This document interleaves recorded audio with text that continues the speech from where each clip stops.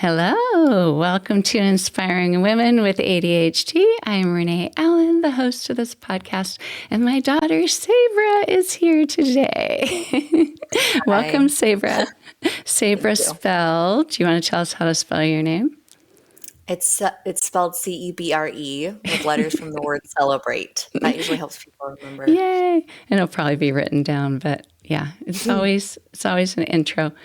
So I'm so glad you're here. Sabre's my first guest, and she's also my first child, my firstborn, but she's not a child anymore. She's a mom. You want to tell us a little bit about yourself, Cebre? Yeah, I'm, like my mom said, I'm also a mom. I've got 4 kids. I'm homeschooling them right now. We move pretty often and chose to homeschool this move, and it's been really great. That's amazing. So Cebre also has ADHD. Yes. And I can thank Cebre for helping me know that I have ADHD. Yeah, tell us first when you first thought you might have ADHD. Well, I mean, it's come in layers. I have a joke with my husband that I'm not good at doing long story short. It's short story long or even long story longer. I definitely had teachers in school that asked me if I had it, and I just kind of laughed in response. And then when I was an adult, so in the last 5 or 10 years or so, I had a friend who was diagnosed, and actually I had 2 friends that were diagnosed in the same year. And one of them had posted on social media saying, "Are any of you surprised?" And I thought, well, yeah, I'm surprised because I thought we were the same. And then I thought, oh, that's what that means, is that I have it too. Yeah. And then I started looking more into it and realized that it can manifest differently in women than in young boys. And so that was about when I figured it out. I didn't even know that any teachers asked you. Yeah. Because they never said it to me. Yeah. It was even high school teachers. Like, oh, yeah. That makes sense because I didn't have parent-teacher conferences with them. The only memory I have is Mr. Aubin saying that you blurted out the answers and me saying, well, she's just like me and I still can't help it. So don't expect it to change this year. And that was probably 3rd grade, right? No, 4th. That was 4th grade, yes. Yeah. Well, that's amazing. So yeah, tell us a little bit about your teaching and what you do right now. So I am a math educator. I work part-time from home right now. I did teach in a brick and mortar public junior high for a few years, and then I taught in an online private and charter school for about maybe 7 years. And that was live teaching, kind of like what we're doing now. And then I transitioned to working on curriculum development. So I do some graphic design as well as curriculum writing, still in math. And so it's not true that if you have ADHD, you're not very smart. You can't get good grades. Well, I mean, you can. In some ways, school can be easier. Maybe let me change that. Learning can be easier as a person with ADHD, or maybe even understanding. But I do think school can be really difficult. In some ways, I think the only reason I'm successful is because of my ADHD, because I was so driven to just make it work, even though it was hard. You know what I mean? Yeah. Because that is one of the aspects of ADHD, is having that driven mind and I'm going to do this. And then later thinking, how am I going to do this? Right. But you figure it out. Any way I could figure it out, I would figure it out. Yeah, that's amazing. So what we're going to talk about, and it'll be interesting to see not only as someone who wasn't diagnosed as a girl. How old were you when you were diagnosed? Maybe 33 or 34. Yeah. And then how as a school teacher, if you spot it in girls who haven't been diagnosed, although you might not be, privy to, are you teaching? You're teaching now besides curriculum development? No, you're not teaching. So I do some personal tutoring, but I'm not teaching any courses anymore. So I asked Cebre what she wanted to talk about if she came on, and she said that she'd like to talk about how girls are not diagnosed, how it's a missed opportunity, even now. And it's kind of interesting seeing the studies. So this is what Cedars-Sinai says. Despite being one of the most common pediatric behavioral health conditions, that's a pretty big statement, affecting around 6 million young people, ADHD is frequently missed in girls and teenagers, female adolescents. So 16% of girls between the age of 3 and 17 are diagnosed with ADHD, compared to 13% of boys in that same age group. So less than half. 6% of girls. Yeah, did I say 16? Okay, 6% of girls versus 13%. I would say when I was growing up, it was more like 0% of girls. What would you say when you're growing up? I mean, just going off of our own memory. I did not know any girls diagnosed. Yeah. And I only knew of one boy my whole life.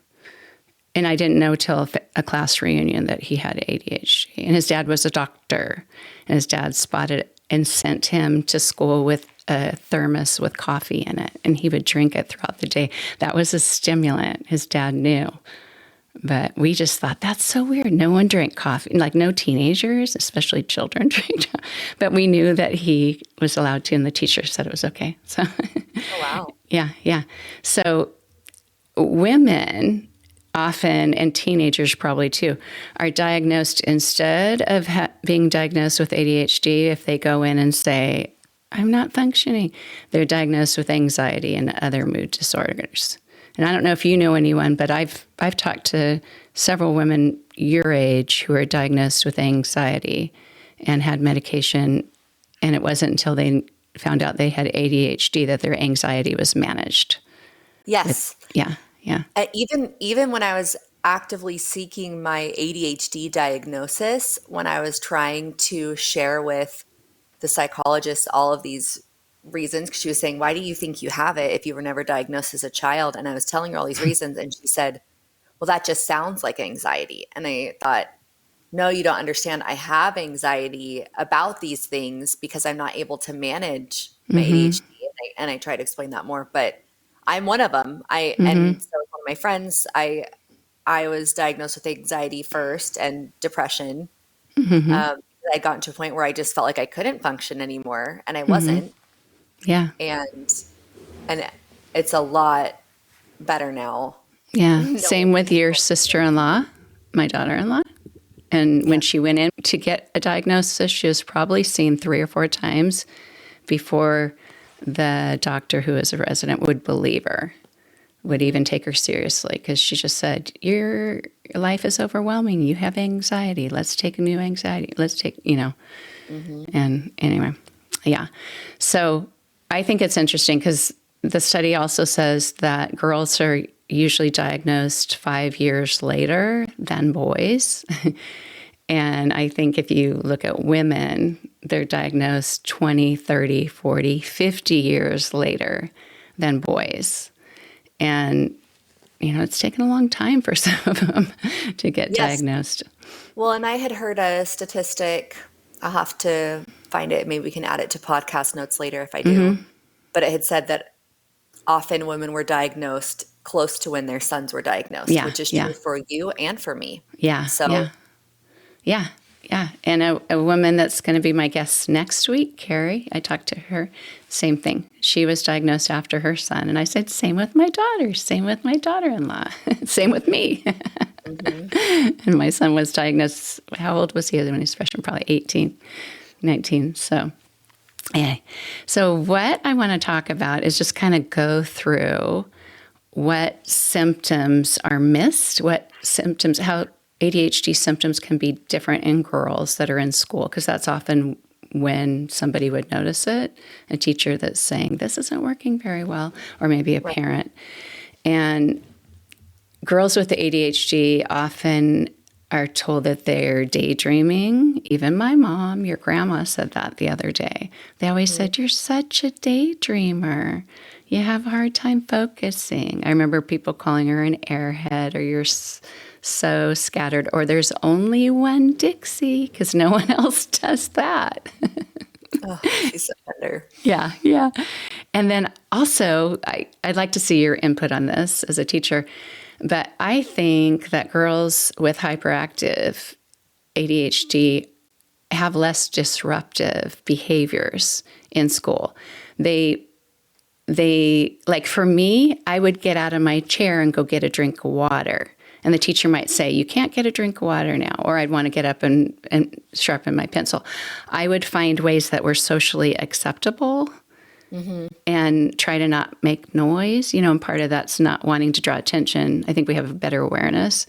But do you think that's true, that girls' hyperactivity shows up differently? I think so. I mean, I would write notes to friends or draw on my notes even through college. I remember drawing like an entire dinosaur landscape thing on my biology notes and things like that, because I needed to be doing something, but I wasn't going to be doing something that was, less socially acceptable. I think talking is more socially acceptable, and that is one way that the hyperactivity is shown, which isn't classroom acceptable. I still got in trouble for it all the time, but with my peers it was acceptable. I would also like trim split ends. I still do that. I'm constantly picking out my hair. Or picking out my nails. I learned to French braid my own hair from the top back, and I'd French braid, if there was a girl in front of me, this is high school, I'd French braid her hair. My math teacher let us eat in class. I'd bring oranges because you can spend a long time peeling an orange. And then I'd even eat the white part to just have that stimulation. I used to eat oranges in history, but I finally got in trouble and wasn't allowed to bring them anymore because one class, it sprayed me in the eye and I reacted. And the teacher was like, that's it. That's really no more funny. Oranges. We even love the challenge of trying to peel the whole orange in one thing where you could just do spiral. it. But most teachers didn't like it when I passed notes, but I definitely passed notes too. And I wasn't as good of an artist as you, so I doodled more. There's a lot of spiral flowers. Yeah, spiral flowers.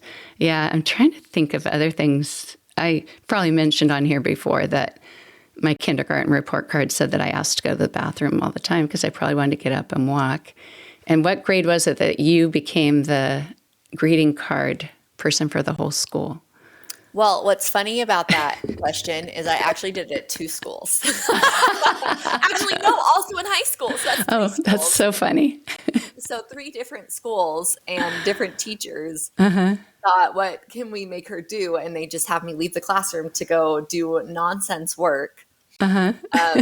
And I'd walk to every classroom. So I did it in 3rd grade probably. And I would also get up and blow my nose all the time. Oh, yeah, I did that. I had allergies, and my teacher thought I was just doing it for attention. I remember her telling me that. And I was like, no, I need to.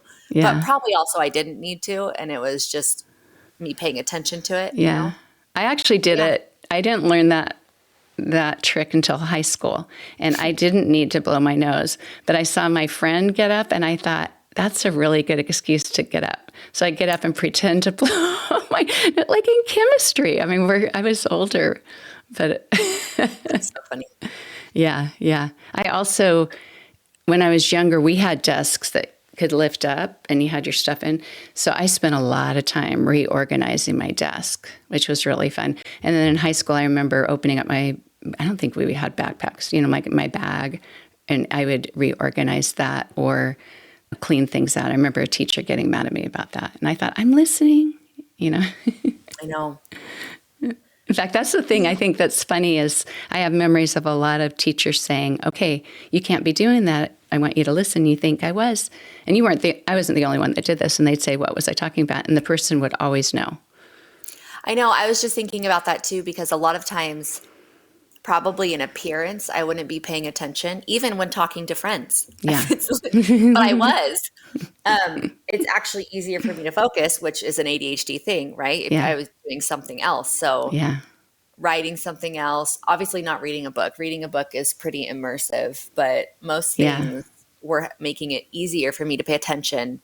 Looking and watching meant that I could get more easily distracted. So. And if you are in the I don't know what you call it in school now, but when you're in this higher academic edge of the class and you're able to finish this is when you're younger, you're able to finish your assignment sooner, you do need things to do to keep you busy until the teacher's ready to teach the next thing. Right. And that was super helpful for your youngest brother when that one teacher gave the suggestion. He can always have a big book on his desk, Harry Potter, Percy Jackson. It was always there. And he could read it when he was done with whatever he was working on. And then she would let him know if he needed to pay attention again, which I thought was brilliant because he loved to read. Right. Yeah, it's smart. And made him quiet. But so sometimes maybe it's spotted more, the daydreaming or the difficulty focusing. But even that, I can see that even just seen as being bored, or if you're on the spectrum and they think that maybe you're just not tuning in for that reason. But there are a lot of children with odd ADHD too, the combination. Mm-hmm. So I wonder if there's misdiagnoses. One of the women that's going to be on next week has odd. I don't know if they call it odd H. ADHD. ADHD. Yeah, I saw it spelled like that. I thought that's kind of cool. But Smart. I'm curious if that's a misdiagnosis, if a lot of children are diagnosed with autism but not ADHD or vice versa. Mm-hmm. So, yeah. And then also, I think girls socially or in society, culturally, we see them as more social beings. So the need to talk, the busybody, that kind of thing, those societal norms of, well, girls are more social. They want to have a lot of friends or, that kind of thing. I think also girls care more about what their peers think in general. And so they are being more talkative, and the society sees that as a normal thing, but also girls are moving themselves into that's how they're exhibiting those behaviors.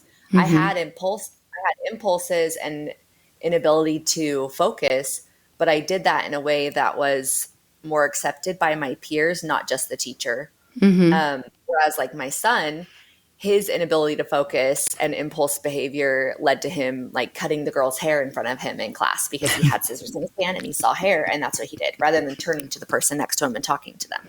Mm-hmm. Right. He didn't care what his classmates thought about him. Yeah. That was not even close to his radar. Yeah. And that's what I think so fascinating with the reasons that we would mask our behaviors as a girl. They could apply to the boys, but they don't care. And they might care about getting in trouble, but they don't seem to think, I don't want to stand out with this. It doesn't stop their impulse is what I mean. Maybe some of them do care, but it's almost like we have this window of time to like, do I really want to do this? What will people think? And then we hold it in or do something different. Mm-hmm. But I look at the boys in our family, your brothers that have ADHD, and none of them had that strategy. Like, I never want to see my name on the board in trouble. I never, they weren't able to make a goal like that. They probably didn't like being in trouble, but they were never able to make a goal like that and do everything they could to avoid it. Mm-hmm. In fact, one of your brothers always just thought I wasn't in trouble. He didn't even internalize that the teacher was upset when she had a special meeting to discuss it. I'm like, okay, this is serious. He's like, but I wasn't in trouble. Yes, you're in trouble. And I had students like that too, where they'd come back, like they were supposed to be going to the bathroom or something, and they'd walk into my class instead and be like, hey, it's nice to see you. And I'm like, what are you doing here? I don't even ever want you in my class normally because you're so disruptive. Yeah. And they were like, well, you love me. And I thought, no, my interactions with you are not positive. I thought they were really fun people, but not fun students to have in my classroom. And I always thought that was really interesting that despite constant behavior correction from me, they thought that I would also want them to just come hang out. Like that was, they didn't see that there was a connection between that they were even getting in trouble ever. That's really funny. Yeah. I also think, and I don't know if this affects schooling as much, but I just think of spending time with family and relatives and even friends' homes, going to their house to play or something, is that the expectation for the boys is that they might be jumping off the furniture. They might be doing that kind of stuff. But girls are expected to be more controlled physically. But for me, that manifested, I couldn't be. Like, I would sit on a couch and I would jump and land.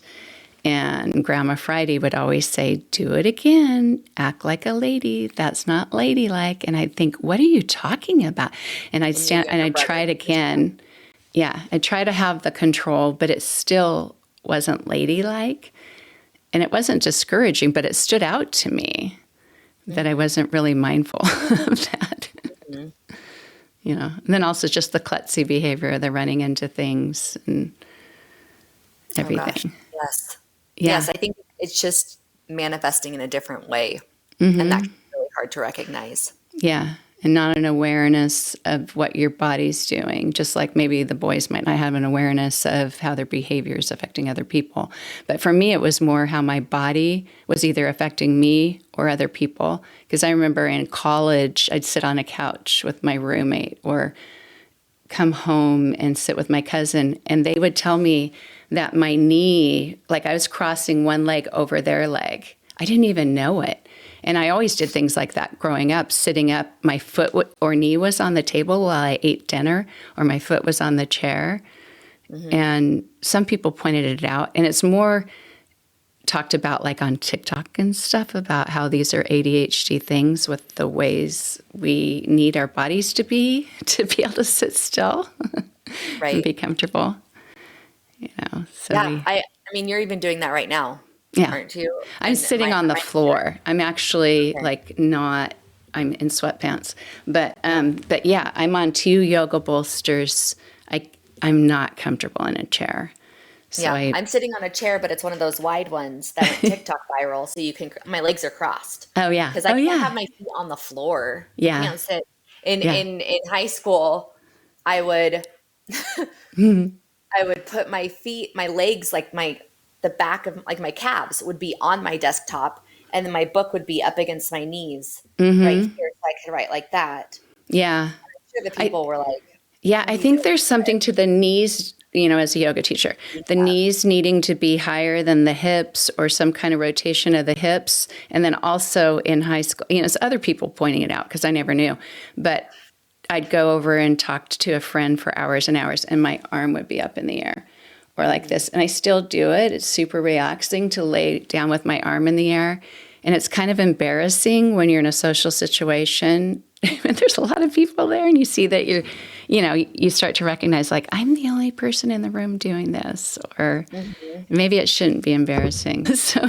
So many things. I just figured out probably 5 years ago how to finally sit comfortable in church, because you can't sit with your legs crossed if you're wearing a dress or, you know, and leaning forward. And it's interesting because societal norms, because so many things that men do to lean their head against the pew in front of them kind of just don't look as classy for women or something. But I learned that if you have a skirt on, it's not short, you can always put one foot up under the skirt with your knee out. And I'm like, yes, it's super. It can hide that foot and not have my feet up on the book thing, because that's what I usually would want to do, or on a purse or something. Yep. But okay, so let's talk about, unless you have anything else you want to explore there, but I was thinking of switching to some of the results of, if I think more in my generation, your generation, there were 2 components. The girls could hide it a little better, but maybe the teachers or the parents, definitely me as a mom, had no idea what ADHD was. So I wasn't even looking for symptoms in you or my boys, who are very obviously ADHD in today's ability to understand these things. So part of it is probably just the people who could send you to an expert didn't even know enough about it. So that could be part of it. But no matter, all of us learned to fit in, or did the best we could, And what effect does that have on us now to coping? And in some ways, it probably helped us. In some ways, it's taught us some strategies that help. In some ways, it's carried with us for a long time. So the first one I have, experts say could be a result for women that we can carry with, is just be emotionally exhausted and having to put energy into controlling your impulses, your body, or put extra energy into focusing or any of that. So what have you experienced? I've talked about some of this. A lot of it is calming my brain, doing other things, kind of seen as multitasking, but it's calming my brain so I can listen and, but still, kind of going crazy inside when I can't leave or something. So, what do you see for this?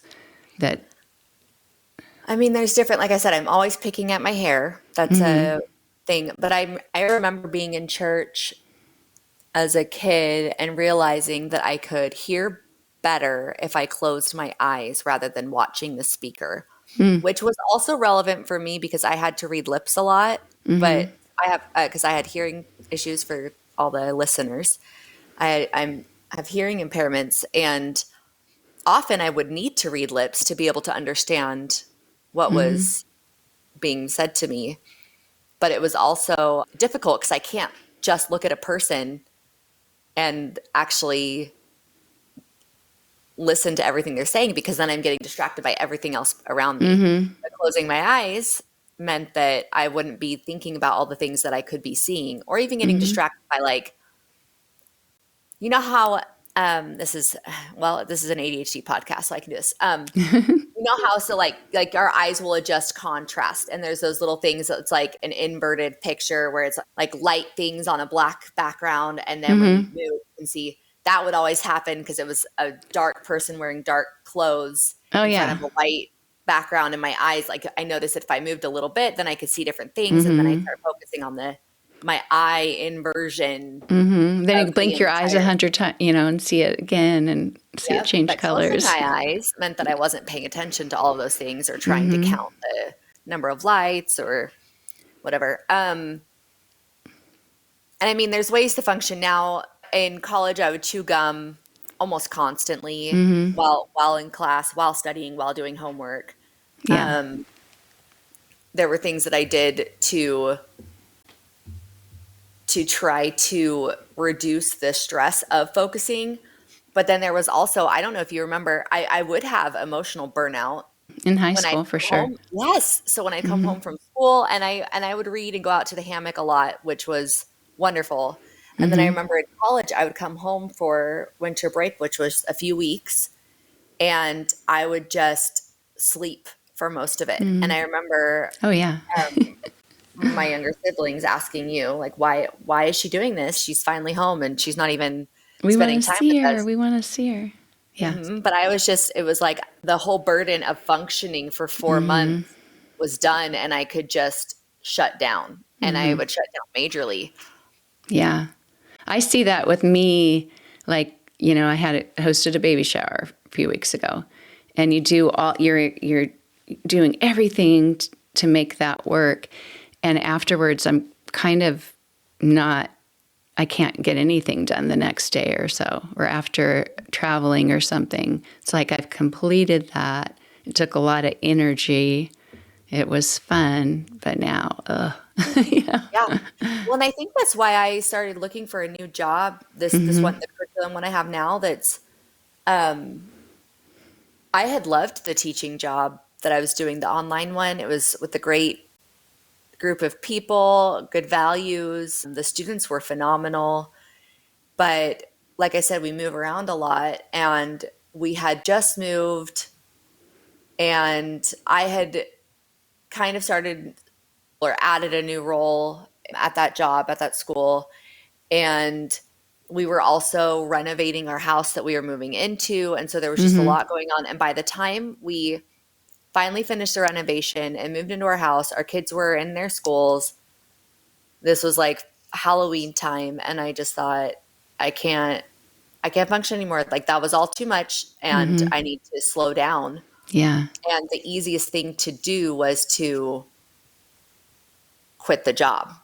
You know, I couldn't actually go sleep in my bed for 3 weeks because I had to keep being a mom and taking care of my kids and everything. So I thought, well, then what's another way I can find that rest? Yeah. And it was I pushed all the burnout to the job, Yeah. and looked for a new one instead. And which is a good thing that I was able to find one, but Yeah. it looked a little different, but it was the same situation all over again. Yeah. Sometimes you need a change. You can't keep going. And I think that's one hard thing is when you have the desire to do a lot. And then part of it is executive dysfunction is making decisions like that, hard decisions. Like if I let go of this, then I'm letting go of that. And, there's a lot of challenges that come with that. Yeah. Yeah, it can be hard. I'm thinking for me, I don't know. I think in some ways it's nice as an adult because you don't have the goal of needing to pay attention as much. Like you're not going to get a bad grade. Or, you can listen to something multiple times if you have digital access or something like that. Or you can restart at the beginning of the book again. But the hyperactive part for me, I think is where I've had to find a lot of, and then also getting things done at home. But that is where I've really had to use strategies, and most of them probably aren't socially acceptable. But I still do them because the alternative is to go crazy inside.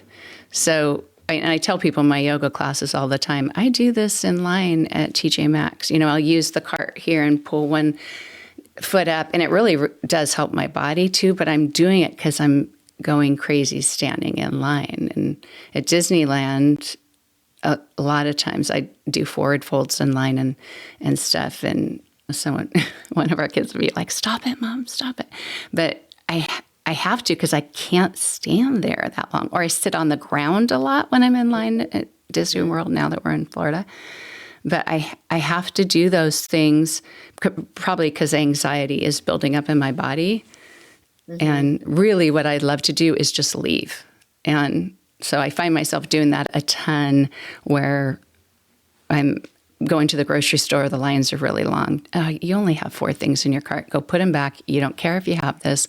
Why'd you even come to the store? Just leave. And I will, but I do put things back. So I know, which thank goodness I do a lot of grocery pickups because I can't even, there's a lot. Okay. The next topic is achievement followed by overwhelm and self-doubt. And I think this is related because there are strategies like, maybe you're standing on your leg worked for a long time, switching or sitting or whatever, but then those strategies don't last through different changes.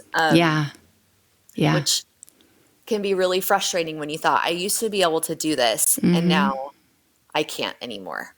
Like I used to be able to be a planner girl and I had everything. I did meal planning. I did all these things. I didn't know you still didn't do that because I'm amazed that you've done that. I used to, no, I can't. I used to know like a month out all the things that I was going to be making, which is honestly so helpful because that's one of the banes of my existence is realizing now it's dinner time and what am I going to be making? And I mean, I pseudo plan out week by week what we're going to eat and maybe buy some things for it, but I don't write it down anymore. And part of it is because just the energy to be able to use that strategy is now something I can't tap into. And my husband always says that I really, really like planning, but not actually executing. And I think he's right. And it's because I really love a system because I know it will make my life easier. So I always want to develop systems. I'm not really good at always following them. Yeah. But I know that if I can, then I won't get as overwhelmed. Yeah. And setting up the system, planning it is the dream phase. Oh yeah. So It's there's way more fun. it's more fun. And if you have that creative aspect of ADHD, which you do, but a lot of people do, you love to think of the possibilities and you can organize those thoughts. You have this logical brain that like, oh, this, and it's so much harder carrying it out. And then even worse is maintaining it, because sometimes you can get it to go. You can use that momentum for even months. And then all of a sudden it's like, I don't know if this fits Yeah. with our lives anymore. Well, and you have the quote on there, probably from the Cedars-Sinai article, saying women with ADHD often build powerful systems to stay on top of their goals. But when hormonal shifts make those systems harder to maintain, they can feel like they're losing control or falling behind. And I think that's been especially prevalent. Like the meal planning, I did excellent with that until I had a second miscarriage. And at that point, I just thought, I can't do that anymore. Yeah. This has changed enough. And I don't think it was even simply the grieving. I think it was also just the changes happening in my body and me needing to respond to those. And a lot of other systems that I've had, systems that maybe helped me maintain laundry or things like that, having a baby or going through pregnancy or even just the monthly cycle Yeah, I of was your going to say, energy if one changing. or 2 weeks out of the month aren't the same as the other two. Yeah, it makes it so Yeah. hard. I think about all the like dieting plans or exercise plans, but it really needs to be more of a sinusoidal type plan because our hormones change so much and our energy ebbs and flows so much. Yeah. Yeah. And there is a lot of frustration with yourself when you feel like, but I set this goal and I know I can achieve it, and then you're not.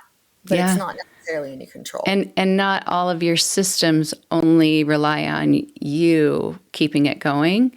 So if your children are going through something or their ages change, because that's when I stopped making dinner, when I started looking even at the patterns in our home. Like one would come home from school and make a full meal and not be hungry at dinner time. Someone else might leave for some practice and not be there. And I have a husband who doesn't care if I cook or not, more like, I don't really feel like eating. So it's just like, why am I doing this? I hate doing it. I used to love it. But I really think, because I don't know if you've read Atomic Habits, but in that book, he talks about the reward is a big part of why we would continue with a habit. And I really think that when I loved to make dinner in high school, the reward was grandma being so happy that I made dinner and having 4 brothers who loved eating it. That wasn't my experience as a mom as much. No, unfortunately, when you make food for your kids, they almost always are just hating it and don't even eat it. I know. And then as a huge picky eater when I was younger, I'm like, I can't make you eat that. So yeah. And I don't know. You know how you have like little pictures in your brain? I often see my desk in the dorm and how I would write a schedule. I don't think I had a planner, but I loved doing this right. 7 a.m., wake up. 7:30, walk to breakfast. I would plan out everything to the half hour, whatever, to go to classes, come back. And even when I would design my exercise routines that I would do, like for the next 6 weeks, I loved planning that out. And I look back and I see myself either on my bed at night planning that out or on my desk, and I think that was a different person. Because now when I see that, I see a prison and I think, I'm not stepping into that. Like, I can't do that. I can't. There's no way. Well, and I think when we're in the structure, it can feel really good to be in it, which is probably like you realize that would help you be more successful. And so there was a reward in that way. Yeah. But now that structure isn't as necessary too. And in college, for the most part, if you're single, you're just responsible for yourself. Yeah. And it's your whole focus, even with a part-time job, it's your focus is when I study, what grades I get, all that. But you did way better in college than I did. I had to realize really fast, because my comprehension isn't great, that I can be okay with B's and C's. I can't. Even if I spent every hour of every day, I still wouldn't get A's in some class because there's not enough time. So I had to learn to lower my bar. Yeah. But Well, yeah. and I was a bit of a perfectionist. I mean, I remember I even I because I went to college in a different state than we grew up in, so I had to get a new license in the state, and they made me take a written test. And I remember when I was walking out that my friend had driven with me, and she had been just waiting, and I walked out to the lobby and kind of gave her a look. And the guy next to her said, "Oh, did she not pass?" And she's like, "No, I bet she just didn't get 100." And I was like, "Ah, I got 98. I missed one question. Yeah. I did 19 or 95, 19 out of Yeah. 20 or something." And it was just, I was bothered that I wasn't, I probably should have adjusted some expectations, and I could have been maybe a little bit more functional. I have, my body obviously absorbs some of the stress because I have some health issues now. Yeah. But I think I was just trying to, I thought that to be my best, that also meant the best in some ways. And I think that's pretty common. Yeah. Well, there's also just a rush of amazing energy you get by achieving something. That's how I feel with getting things done, accomplishing things, having things in order. And I see things where people are like, that's a women thing. That's a thing that we think we have to be high achievers. And I thought, but I love being a high achiever. I feel really, I even see that, like when I finish a bottle of conditioner and get to throw it away, I am so happy. Like I'm almost to the bottom. When I take a shower, it bugs me that I'm not on the day that it's at the bottom. But I love completing things. Completing is fun. Yeah. I had a college roommate. She has not been diagnosed with ADHD, but has told me that she thinks she may have it, and Yeah. her daughter does. Yeah. But she used to just write things so that she could check them off, things she'd already done. So it was like, I already completed this, but I added it to my list just so that, I can. Grandma used to do that, which I may have done with you guys. She used to give us 3x5 cards on a Saturday morning of what we needed to do that day. And, because it was kind of a chore day. But the first one would always say, wake up, get dressed, eat breakfast. And it felt so good because we could go, because we'd cross them off. Yeah. And so just remembering how that felt, I kind of do the same thing. Like it might be 10 a.m. and I think, well, you already woke up. Yeah. How successful we've been so far. Yeah. And I think with hormonal changes, I think that's why a lot of women are surprised when they're diagnosed, especially I see a lot of women online saying like, I'm in my 30s, I'm in my 40s, I'm in my 50s. And they feel kind of like they're the only one. And they see themselves in that earlier decade as, I totally did fine with a schedule. And it's just your hormones keep changing. Yeah. And your brain function isn't as good. And then if you already have this brain that's not functioning, all the coping skills may not work anymore. You might need to develop new ones. And, Yeah. And I think, part of why this whole thing is, I think part of why we're undiagnosed younger is because we are doing, as girls, a better job maybe fitting in with the expectations around us. But as women, as you get older, typically a lot of them are carrying the burden of primary family care, even if they're both working. That's more of a societal pattern. Yeah. And that dynamic is constantly changing. If you think about it, you've got the childbearing stage, which is one type of thing. And then it's the now getting them to maybe go to school. But then even the school age things change because then you've got different schedules to meet. You've got paperwork coming home. Right. You've got different, and depending if they're in a varied number of ages and stages, it can be hard to be like, okay, this one I need to make sure I get them to basketball practice, but this one I need to make sure that I'm picking them up and taking them to swimming lessons. And these ones have this homework and these ones don't really have homework, but I need to read to them for 30 minutes a night. And then that you finally start to figure that out. And then they're 2 years older and Yeah. all of the dynamics have shifted again. All of it changes. Yeah. And I don't know if you mentioned before, you have 4 children. There are the different age and the needs are so different.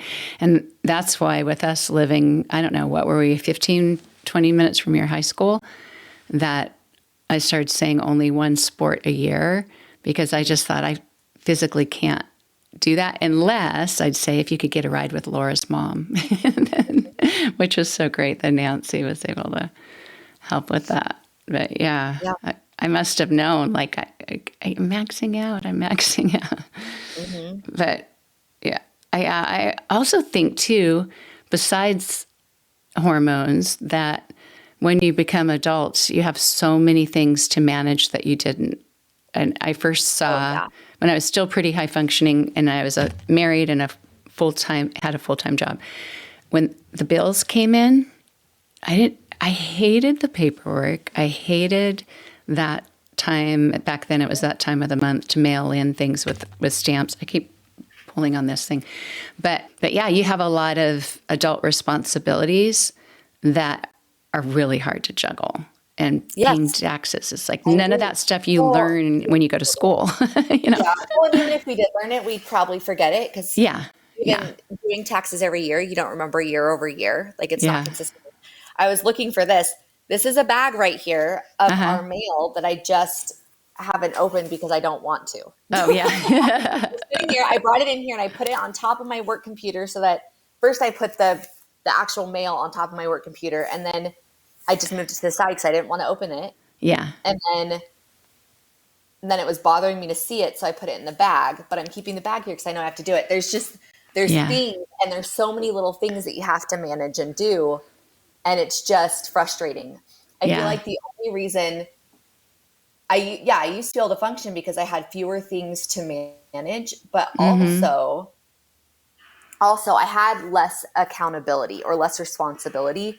And really what it came down to, the reason why I sought a diagnosis, sought medication, was because I realized that my inability to maybe do everything I needed to do wasn't only affecting me, it was affecting my kids. When I put off finally calling a doctor's office because I don't want to have to, 1, call them, and then 2, find my insurance stuff, and 3, look at my calendar and try to figure that out, and 4, that means someday we're going to have to go there and I'll have to make sure that I don't forget it. Like I started all of the little steps, thinking of those was overwhelming. And so then I would just put off calling to the next day. But every day I did that was delaying my kids getting their well visit or whatever. And that's when I realized, like, I need to be able to function enough because keep track of all this stuff. Yeah. Even phone calls and being on hold and all the options. It's amazing how something small can take like 2 or 3 days of effort, and it could happen with your doctor. So I had a doctor's appointment yesterday and spent too much time on Friday trying to call back and then got hung up on a few times. So I tried again. And basically, they told me, you need to postpone this visit because the doctor's on a personal leave. And then I messaged them because I thought, I can't just wait on hold anymore, and just said, please just send me some suggestions for appointments in April and we'll do it. Well, yesterday I get a voicemail saying that my doctor had left their practice. So I did call because I thought, wait a minute. Anyway, he's my doctor and Dad's doctor. And I spent a long time because I didn't want to just make an appointment with another doctor. They said, you can use the same team and be supported by another doctor. But since they were specialists and Dad and I both have different needs for those specialists, I ended up spending a couple hours researching other options for those specialists, making phone calls, which can be fun. It can be going down a rabbit hole and curiosity and you have a new task. But the thing that kind of broke, like you have that breaking moment with ADHD, like this is too much. And it was when you make the phone call and they give you 5 options if you're not paying attention, like you don't even know they're giving you 5 options Yeah. till option 2 or 3, and you have ADHD, and you're Yes. like, sometimes they'll say to repeat these options, but a lot of times they don't. So you have to start over. And then I had to call like 3 times before I remembered to pay attention, and then they give you more options, and then you get someone and you're like, I'm not sure why I got you. Well, we're going to transfer you, or when you do it again, But then push that one 2 or 3. hangs up. Yeah, So you have to call back again. It's which is why I don't want to call in the first place. And then it's been 4 months and my kids still haven't gone to the dentist because we moved to a new area and had to establish new care. Yeah. You know, and then like, that is part of being an adult. And I tell Dad at that moment, you know, and it's a totally different topic, but it's no mystery to me why there are so many homeless people, because what it takes to be an adult, it's a lot. so hard. You know, insurance, you dropped your insurance, sort that out, emailing, calling, any of these things that might be a small thing for someone else. Like the doctor moved, maybe it wasn't small. Maybe he had to go live near relatives, something drastic. You know, I'm not minimizing other people, and I'm sure that doctor's office is struggling too, but it's like, oh my goodness. Yeah, I think the sheer number of things we have to keep track of increases, and then it changes so much. And I think also, though, I think I finally gave myself permission to not be perfect. Yeah.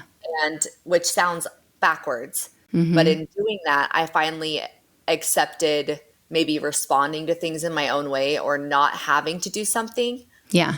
And that compounded the need to get help, if that makes sense. So it's not that I was unable to do the phone call. Part of it was an inability in some ways. Like I didn't want to tolerate it, but in the past I would just tolerate it because I had to. And now I'm finally like, no, I'm in my 30s. I can just not do something if I don't want to. But telling myself that, which is true, Yeah. I don't have to do something that I don't want to. It also meant that I wasn't going to be as functional as a person. And I feel like if we go back to the social stuff, a lot of ADHD things in my childhood were maybe missed by teachers because I wasn't giving myself permission to just do whatever I wanted. I was doing what I thought they would want me to do, or what you would want me to do, or my friends would want me to do, behaving in those ways. And it wasn't until I was much older where I was like, okay, it doesn't really matter anymore what the other people think of me. I'm going to do the way that works for me, which sometimes isn't doing laundry for a whole week and a half. Plus, I remember in elementary school kind of learning there's a method when you go in your classroom and you meet your 3rd grade teacher. She tells you what you need to do, but you also get to know her. And your aim is to do as well as you can. So I was having that. The goal is to get the A, because that's what they tell you. This is the best. And so you study the teacher, what she wants, when things need to be done in time. And if you have that ability, you do it. I look at the boys in our family. They didn't always have the ability to remember the forgetfulness. They would do the assignment, but they'd forget to take it out of their backpack. They wouldn't get credit because it was still in their backpack. The teacher would tell them they didn't hear her, or they would think about it but forget to walk over and put it in the basket after completing. And you know, I only had that happen one time, and it was devastating. Where it was like a month-long project, and then I was told I had never turned it in, and I thought that's crazy, because I even went in the classroom for lunches to like get help on it. I thought, you knew that I was working on this. Of course I turned it in, but I just hadn't. It was just in my folder. Yeah. And all those things are important even for life. I think the DMV is like that. They teach us, this is a system. You get your car registered, you pay on this date, you do this thing, and you won't lose your license, or you won't get a fee. And then somehow you thought you did it, you didn't, and you're paying $100 extra. And it's like, you know. You know. And I think it's silly because maybe that's why boys are diagnosed younger, though, is they're always giving themselves permission to not be perfect or not do what they need to make other people happy. Yeah. And I just didn't allow myself to do that until I was older. And what that meant, though, is that I was less functional in society. Oh, yeah. Um, and Yeah. that made me realize, okay, wait, I need help. Yeah. And even as young adults, I remember we were friends with a man who was a mission president. He had probably 150 male missionaries and about half female missionaries. And he said that he'd have the same goal for both of them. And the girls would come in, and he had all daughters. And he said, I'm used to working with daughters and supporting them. But they would come in and often say, I reached the goal, or I didn't reach the goal, and just be in tears. And this is what I did, and I meant to, and I tried this. He would say that the guys would come in, either reach it or not. And if they didn't, they'd say, but what can you do? It did not affect them. That it was not emotionally upsetting to them at all that they didn't reach it. They just thought, I'm fine. And maybe in society they are more fine if they don't reach their goals. I don't know where that comes from or if it's an emotional thing, but it was just the same condition and their response was completely different. Yeah. Yeah, I don't know if we're taught to, it's probably both. Maybe we want to please younger. You mentioned that baby girls pick up on emotions younger than baby boys. They've studied and they see that they can look at people's faces, and there's different stages of childhood where they can see an adult's face and absorb their emotion and change their behavior because of that, which can be a good survival skill. But the boys didn't have that same ability. Yeah, at least that young. Yeah, and women with ADHD are often more empathetic or sympathetic, absorb emotions and that sort of thing. So, well, and we know that the girls in our family, all of us, we highly absorb the emotions around us. Yeah. And so, and we're trying to alter our behavior or the behavior of others in order to make the emotions around us more pleasant. And so, make them comfortable, even if it makes us uncomfortable. And so for a long time, it was making accommodations for myself so that I could act in a way to make the situation better for other people, whether that was how I was sitting in class or behaving like in my interpersonal relationships. And then as an adult now, I'm like, oh, I need some healthier boundaries, like realizing that I can't. There's way too many emotions. I don't know how you did it with 6 kids, but I'm like, I've got 4 kids and a husband and me, and I can't be the one that's responsible for making sure that all of their feelings are positive all the time. That's not healthy. It's not reasonable. And then let's see if I can pull this back in. But me recognizing that and accepting that was also part of me. When I give that up, I also sometimes give up a little bit of my strategies that I was using to be more functional. I think that's what I was trying to say is some of my strategies that I had developed were to make things better in a social type of environment. And now that I've given myself permission to not have to try to make things better for the social environment, those strategies are no longer helping me be as functional because I'm not using them. Yeah. They were still good strategies, but Well, I find it also sometimes I decide, okay, you need to not overcompensate or do something so that the other person is more comfortable. When I am more honest with that, sometimes I find myself still with conflict because I'm not happy that there isn't a peaceful situation going on. So sometimes I prefer the peace and my own discomfort instead of not, like taking care of myself so that the other person can be comfortable or uncomfortable. You know what I mean? Like then I'm not happy because I do want the other people to be happy. And obviously we can't change that, but we can affect it. So it's really tricky. Yeah. It's hard. But I also think if you look at yourself and just see where you do well with it, even if you think I've always done it this way, because I think your strides above me to begin with. And even when I look at the difference between when you were a baby and then when I had babies after that, when you were a baby, every single time you cried, I went to you and I helped you. I would drive on the freeway in LA, and if you cried and there was no exit, I would pull, Dad would hate this, I would pull over on the side of the road and breastfeed you, even if maybe you weren't hungry. I did what I could to not have you be unhappy, and woke up every single night so that you weren't crying. And by the time I was pregnant again, I thought, I cannot go 2 more years waking up every night.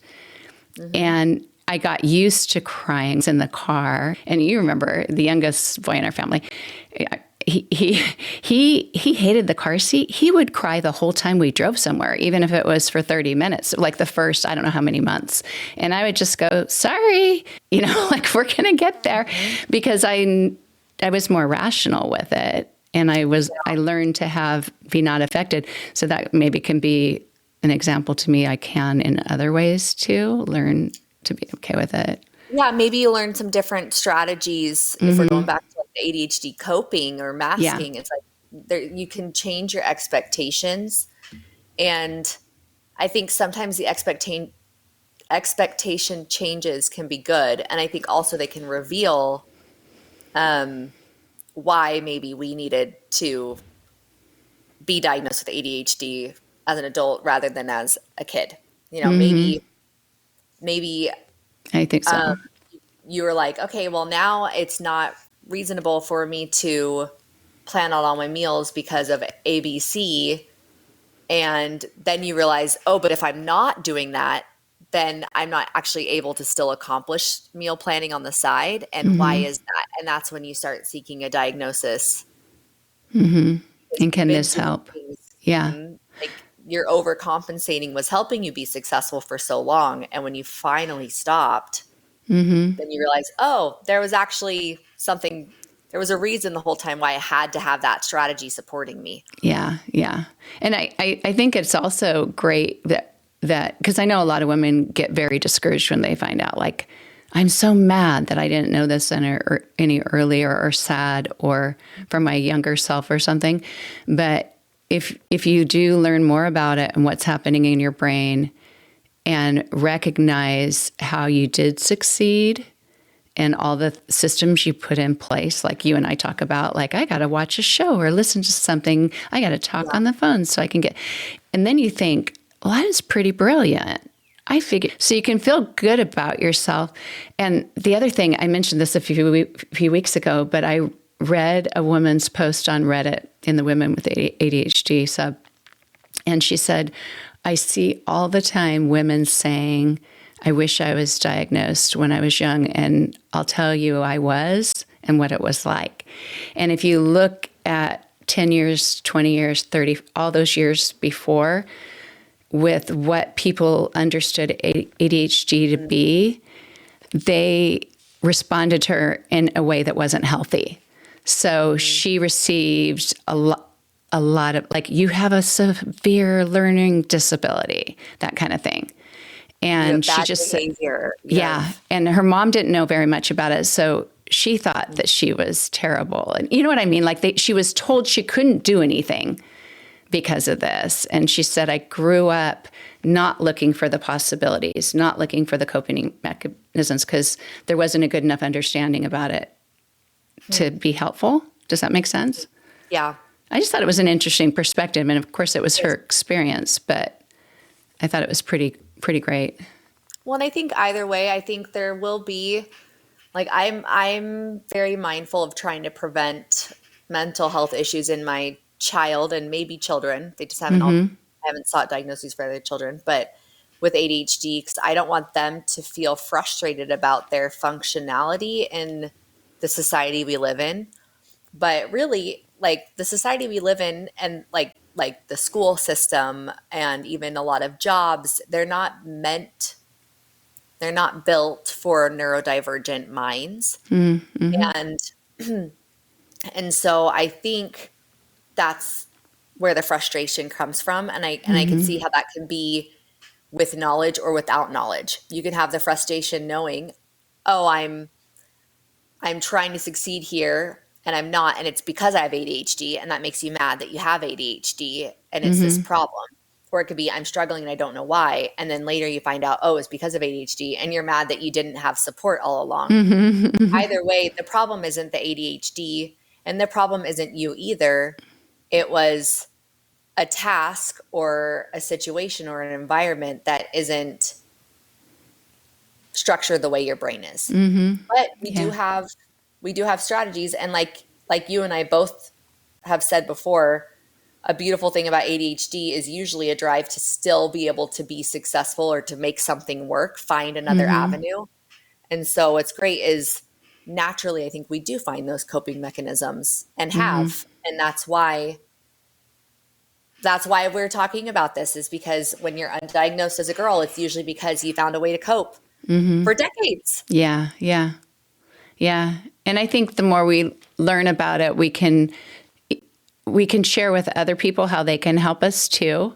I think of like a school teacher saying, next Friday, this assignment's due, and she talks about this assignment, and you're thinking, wait, you're just tuning in after all the other information. Like, when is it due? Like, put your hand down, and I've learned this at church too. If an announcement's made, sometimes like there's going to be a big dinner or, whatever it is, they always say the date first, and then they say the event. And my mind doesn't pick up with someone saying a date. But if they talk about, we're going to have a dinner and everyone bring your favorite salad, whatever it is, then I'm thinking, oh, when is that? And they never say the date at the end. And when I'm starting to realize this is why I'm missing out on things, I think I could talk to the person in charge. Maybe teachers are learning things like that, to kind of say things at the beginning or the end. Make sure in a situation like that, kids hopefully could raise their hand, or the teacher wants them to know. Maybe the beauty in this is that adults with ADHD that were diagnosed later, and since this podcast is for women, it will be women, can use their adulthood to then advocate for what it can look like in the people that so far have been underserved. So maybe their children, other young girls, it's like, this is what this could look like. This is what they might need. These are the things that would have helped me, or just even sharing those coping mechanisms. Yeah. And you and I are both people that feel like we can make a difference. Some people might just go, no one's going to listen to me, but hopefully whoever's listening, you can see you can make a difference. Even me, I'm just thinking about it, writing to my doctor and saying, I can't keep calling in. Can we do this by message? And they might see this system isn't sufficient. I have another doctor's appointment I want to cancel, but it takes a long time to call in, and I can't just do it on the app. I think, or the text. Sometimes they'll say text back, cancel. But one doctor doesn't. I'm like, it would be nice. It would be. Yeah, even online. I looked at their online app, and they won't let me cancel that way. But anyway, I know you have to go. You have the dog groomer coming. Yeah, my dog trainer thinks that my dog also has ADHD and anxiety. Inherited from me, probably. It's not even inherited from the poodle aspect of that dog. Maybe she has. Yeah, I mean, that's a high energy dog, but also I think the dog picks up on our energy. Oh, for sure. So it's like if someone comes and I forgot that they're coming, and then when they come and then their dog's barking and I haven't put her somewhere, and then I stress out and I'm like, oh no, go sit down. Then the dog thinks, oh no, someone's coming, and when someone comes, this is how we respond. Oh wow, that's her. Yeah. I'm excited. And I just looked because I had a little window. I couldn't see. This is our longest episode. Woo! You're welcome, listeners. My mom and I can talk for hours. I know it. And I'm excited. So thank you so much for being here, Cebre. I hope everyone leaves this episode feeling like you could evaluate your childhood. You could evaluate how you're doing now, and know that it's just all just a journey, and hopefully feel good about yourself. Yeah, hopefully there was some validation, but also some hope. Yeah, exactly. That's my hope. All right. I have to end with, love you, Cebre. Me too. And I'll say goodbye to everyone else. Oh, Cebre, tell us where we can find you if anybody wants to find you online. Oh, yeah, because not only do I homeschool and work part-time and do all that, I also run a little Etsy shop especially for those people that like reading books or like Taylor Swift. It's called lyricsandlit.etsy.com, and I sell little designs on there because I need a creative outlet. So Yeah. A little bit of Anna Green also on Gables on Instagram. there. Yep. And you're also on Threads, right? With Lyrics and Lit? Yep. Same name, Lyrics Yeah. and Lit. Yeah. She has a fun little community there of other women who love Taylor Swift and lyrics of songs. That's Yep. what drew me to And a lot of Sting. them are neurodivergent. Yeah. That's what I listened to Sting's lyrics. I'm like, do we know how good these are? And when I finally listened to Taylor Swift with headphones, I thought the same thing. Yeah, She's what a amazing. Yeah. Anyway, I'll let you go. Love you, Cebre. Bye. And goodbye to everyone else. Bye. Open windows, broken shadows. Frozen dreams are left for tomorrow. Without a cause, no time for a pause.